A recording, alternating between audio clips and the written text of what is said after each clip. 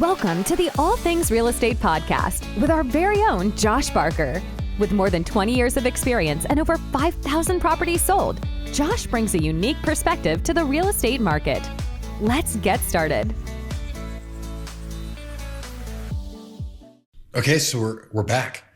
It's May. It's May. Yeah, and we were talking before about how the weather's great, and this is the preheat. Yes. Right. So this is the time for people to come visit Redding. That's right. And feel like this is the perfect place to live. Yeah. Before we turn on the oven. Yep. Tail end of sucker grass, right? The tail end of the sucker grass, man. This is when everyone starts. Pretty soon, everyone's going to shift to Shingletown.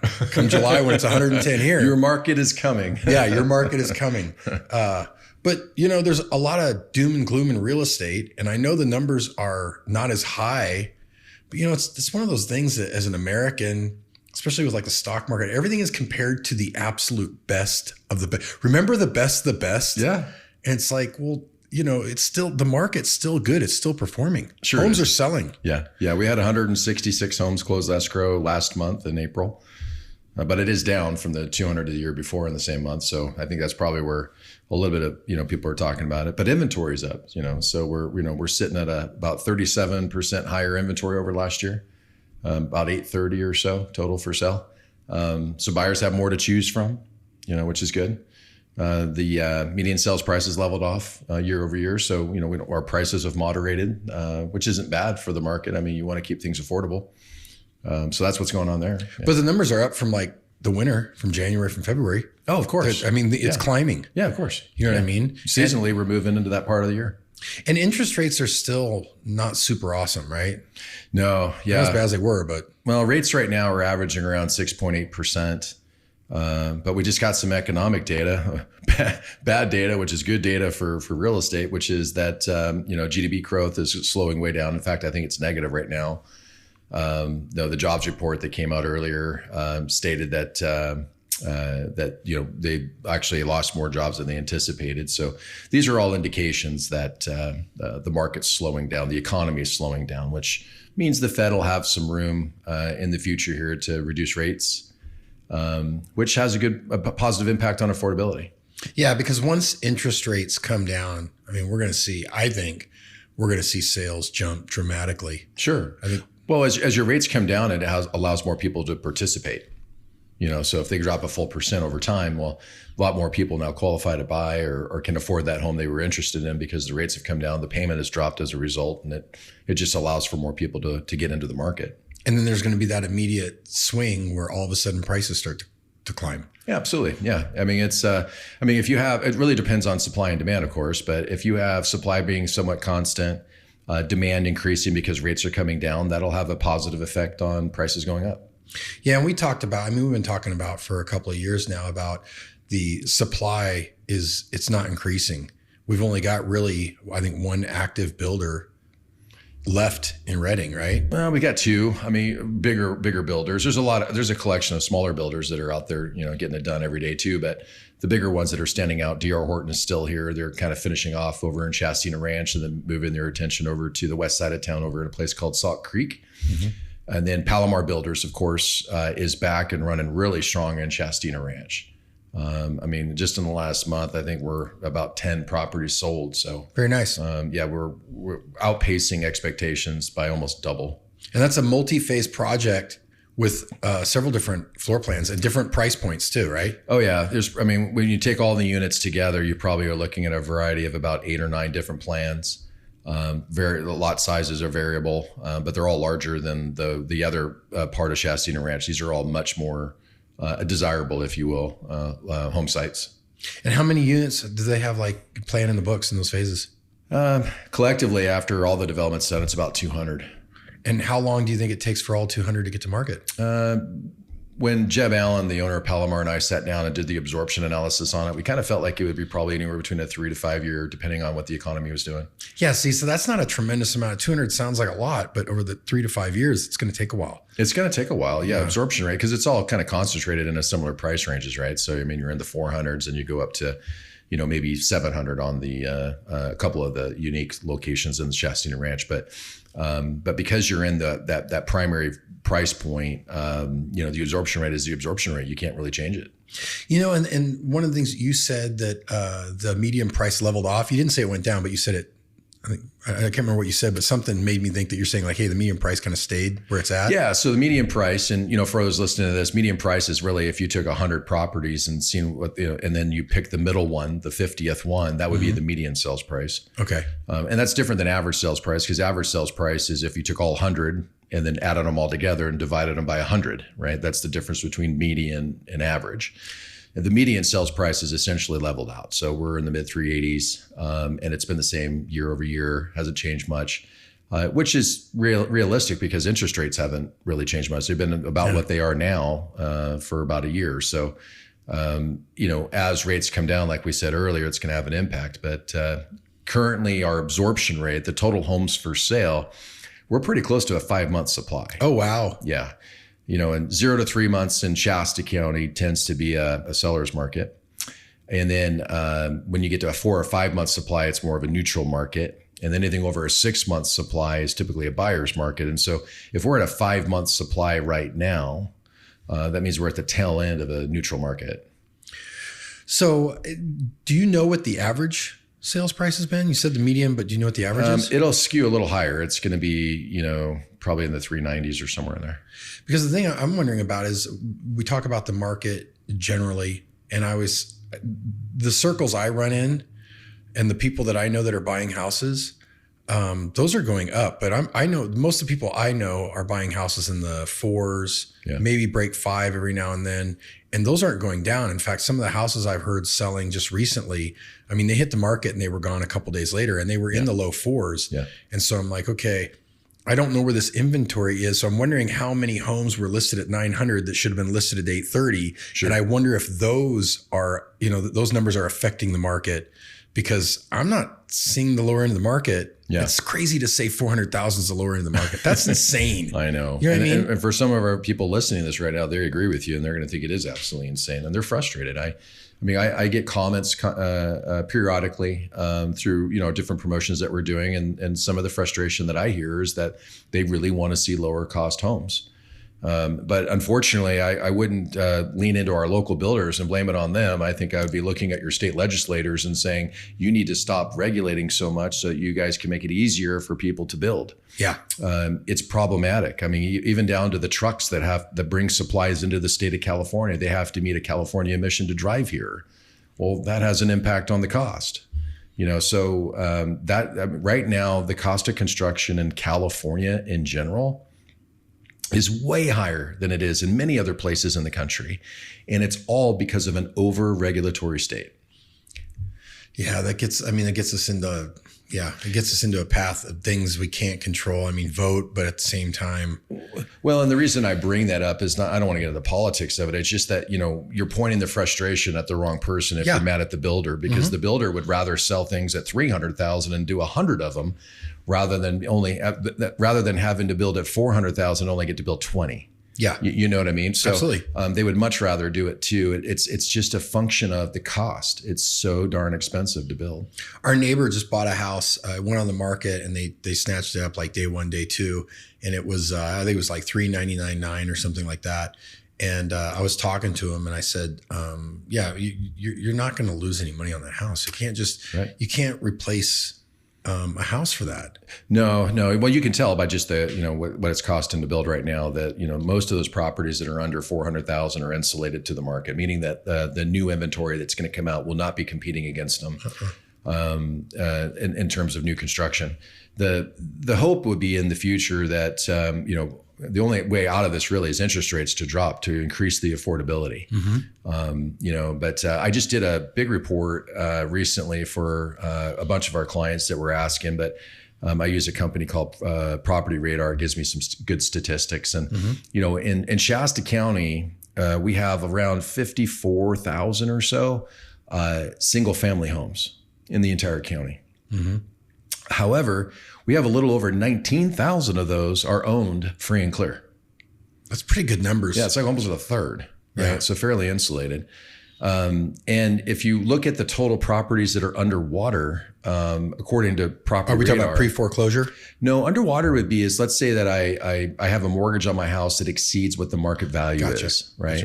Gotcha. There's only about 1,400 or so out of all of those. Out of 54,000, there's only about 1,400 that are considered to be underwater, meaning that their mortgage exceeds the market value.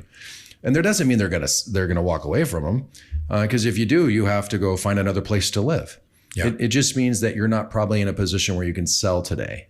And there's not that many of them. The two things that come to mind when you say that is I would love to see what the prices of those homes that are underwater are at. You know, what are we talking about? Like, yeah, you owe $780 on it and it's worth $730 or something like that. Yeah. And the gap, meaning you owe $780 and it's worth $730. There's a 50 versus you owe $780, but it only appraises at $768. Like, okay, well, that's interesting. That's, yeah, I could probably pull that up by just doing it by price range. I didn't do that in this case, but and then go a little layer deeper on that. I've had a lot of people asking about the foreclosure market. Mm-hmm. When I looked, which hasn't really been there. I mean, not really. Yeah, there's reportedly right now there's 84 properties in some stage of pre-foreclosure. That's low. It is low, and there's 33 that are currently already bank owned. And I looked on the multiple listing services to see how many were active for sale, and it was like 10 or 15. So there's really not a huge delta between, what's there and what you see and what's there. It just, by all means, all intentional purposes, we just don't have a big foreclosure market right now. Which is a good thing. I mean, you don't want to hear anybody losing their home or anything like that. These are one of those indicators that we look at. It's one of those statistics that kind of lets you know the health of the market. Correct. Just like you talking about how many mortgages are on the primary residence versus back when the big 2008 to 2010, banking debacle is, a huge percentage of those homes were secondary and tertiary homes. Correct. So they were investments and you just don't see that. Yeah. I mean, good point, Joey. I mean, if you look back at 2005 and 6, I think the peak was almost 50% of all properties were non-owner occupied. Okay. And that's the people that actually told the truth. There's probably a whole other group that said they were owner occupied, but weren't. Are you talking about the Attorney General of Georgia? Right. Exactly. So, and now we won't be viral anymore because we said something like that. I just said no names. Say no names. But currently right now, if you look at speculation, it's less than 10% of the market. So, I've tried to explain it like this to a lot of folks is that the markets that are susceptible to market corrections at the greatest degree are markets where you have a secondary home market. So, because that's kind of a discretionary purchase, right? Mm-hmm. In Shasta County, we have very little secondary homes up here. So therefore, we're not going to have the same impact when it comes to discretionary purchase. Most of the people here buy because they have to. They need a place to live. Either they're renting with a vacancy rate right now of under 7%, or they're going to purchase a home if they can afford it. That's where things are at right now. And I don't think you know this number, but I've asked you a few times just in case are we seeing how many people are moving here? Like those home sales, do we have any numbers on how many of them are, or is this just people moving around the county? No, that's a good question. So it depends on price point, right? So if you're under 500,000, predominantly a majority of those are going to be local buyers. As soon as you get over 500,000, the numbers begin to kind of skew more. And still local buyer primarily, but you start to see that out of town buyer begin to increase and participate in those overall numbers. So, and it's because of an affordability issue, right? So more people can afford under 500,000 that are local. Now, if you're moving in from other places in California and you just sold your, 1,000 square foot bungalow in LA for $1.2 million, well, you can come up here and buy a $700,000 home without a $700,000 house without a mortgage. Yeah. And that's something that you're seeing happening. But it's we're still seeing migration up here. It's nothing like it was 4 or 5 years ago during the pandemic, but it's certainly something that is continuing to help us to grow our numbers. It made me think about the car fire. When you were talking there, my mind went to how many of those got rebuilt? Do you know? Yeah. I just did a short little interview with Rick Searchlight on this. So there was 817 properties in the car fire that burned, to my recollection, and about half have been rebuilt. That's it. Largely because the cost of construction is so high, because insurance costs have gone up, And really because of topography. So it's more expensive on the west side of town to build when you're on like those 15, 20% slopes. Mm-hmm. In some cases, you can't even really technically build there anymore because it's no longer permitted, right? So that's crazy. Yeah. Even if you had a house there, they're not going to let you do it now. Yeah. I've got a couple of friends that live over in West Reading that were on very sloped lots, lost their homes in the car fire. And they were, gorgeous view properties at one point. But now after all the grading was done, after the fire cleanup and everything else, these plots are no longer really laid out the way they were anymore. Because what they did to clean up the west side after the burn is different than if I was to remove a house. Like if I was to remove a house, I would retain the pad. With the car fire, they had to basically dig into that pad. And in many cases, they eroded the envelope that you could build on. So it's not even a matter of it just being financially not feasible. It's flat out not feasible. Flat out not feasible. Yeah. So some of those just can't be rebuilt again. Yeah. I wonder how many people do. Well, I'll shift a little bit because it makes me go right to the rental market of, okay, well, if they didn't rebuild, what did they do? Did they leave or are they renting? Is that what's pushing the rental market? We had a portion of them leave. I was talking to them because I was selling their lots for them when they left the town already. So they moved out completely. They list their lots with us to sell them once they, worked out whatever they needed to work out with their insurance companies. We had some that immediately repurchased, and of course, half of them rebuilt. But we did lose some folks, and it was tough. I mean, back then it was interesting because, you'd have somebody come in and they were absolutely brokenhearted. And then you'd have other people come in and they were brokenhearted for everybody else, but they were okay that they lost their home. They're like, well, I guess I'm done. I can go do what I want to do next. And so it kind of just depended. That is a glass half full. It was. I'd like to meet some of those people. I need some more positivity like that. Jeez. Well, and they did. A lot of them said, well, it just kind of simplified it for them. And of course, they felt bad for everybody else. But for them personally, they didn't feel, other than, hey, I guess we're moving on to the next thing. So everybody handled it a little bit differently. But, it's unfortunate, though, that we lost, in this case, about 400 homes in city of Reading are no longer here. Oh, wow. Not just the county, it was city, because Keswick got hit really bad. Is that city of Reading? It is. It is? Okay. Technically, yeah. Okay, I wasn't sure because I remember that.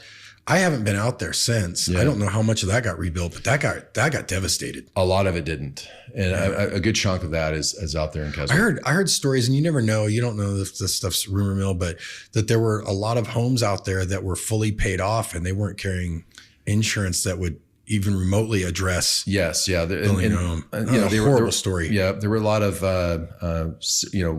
mobile homes and things like that were paid for. Kept their cost of living down and no insurance. Yeah. And those are the lots actually right now that you'll see that are still vacant out there. Yeah. Speaking of insurance, that still is a big factor is anything budged on that? Is the insurance czar or what? I don't know what's the title, insurance Gestapo? Have they made any changes? Insurance commissioner. Yeah. Sorry, commissioner. I'm doing everything I can to get this video taken down, but I want the record to reflect you use the word pandemic. Oh, fair enough. I think that, unfortunately, I'd like to say there was some better news, but it still has not, the needle has not moved. So that's still a huge factor. It is a huge factor. It's still a cost. I mean, they've got some new revised fire maps out there and that are putting people in fire zones that are making it very problematic. I mean, I think more than anything, I think that people are now getting used to it. That's what's changing because it's certainly not getting better, by any means. I sure hope that you and I are going to find some good news in this podcast. I'm starting to get a little bit down right now. Things are getting a little bit blue. I need to channel the energy of some of those people.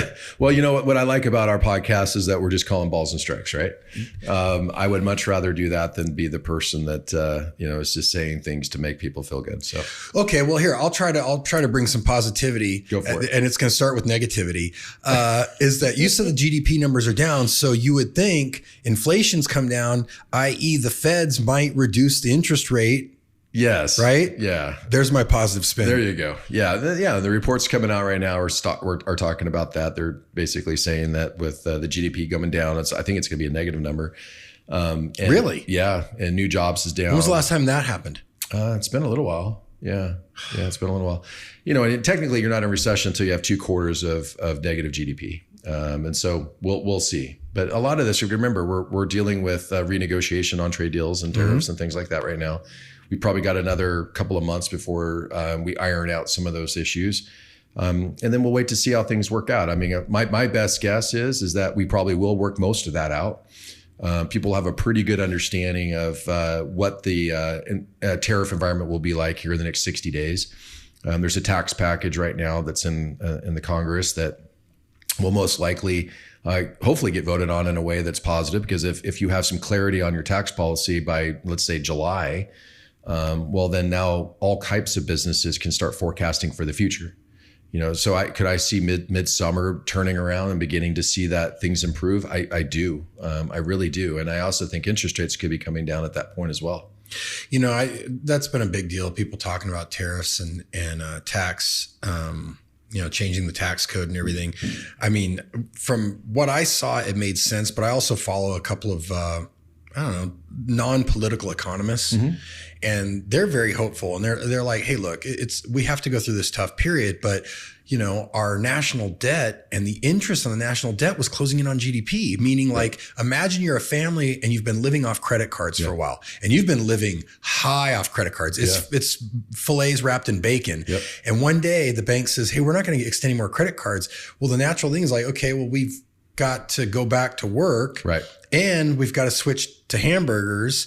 And you can imagine saying that to a family that's been used to bacon wrapped fillets and sitting at home getting manicures. And that's pretty crazy, but I'm like, kind of, that's what America's been through. I mean, the last several years have been, everyone's living pretty good. Not to detract from anybody that's not, but I'm talking as a nation, there was a lot of consumption going on, and our debt and the interest on the debt was, imagine that the interest on your credit card exceeded your monthly income. So your payments aren't even, your debt's still climbing because you're not even touching principal yet. And that's kind of where we were. We were closing in on that. So something had to give at some point. Yes. And I mean, way to sum it up is we're finally taking our medicine. Right. We're addressing the core issues that we have. The deficit is a problem. The scope and size of government, I think, was probably becoming a problem.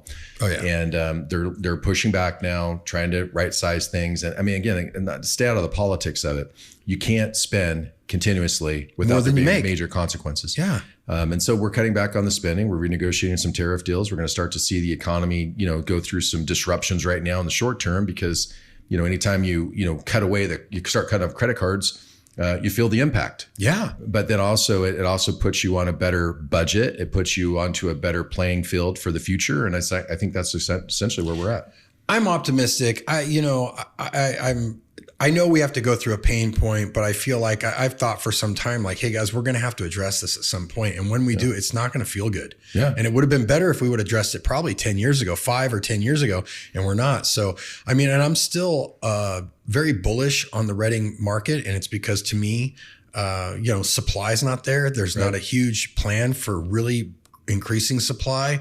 That's why I ask you about how many people are moving here, because to me, that's the X factor. If it doesn't take a whole lot of people to move here and to buy homes. And usually the people moving here are moving from much larger markets, like you said, selling the $1.4 million bungalow.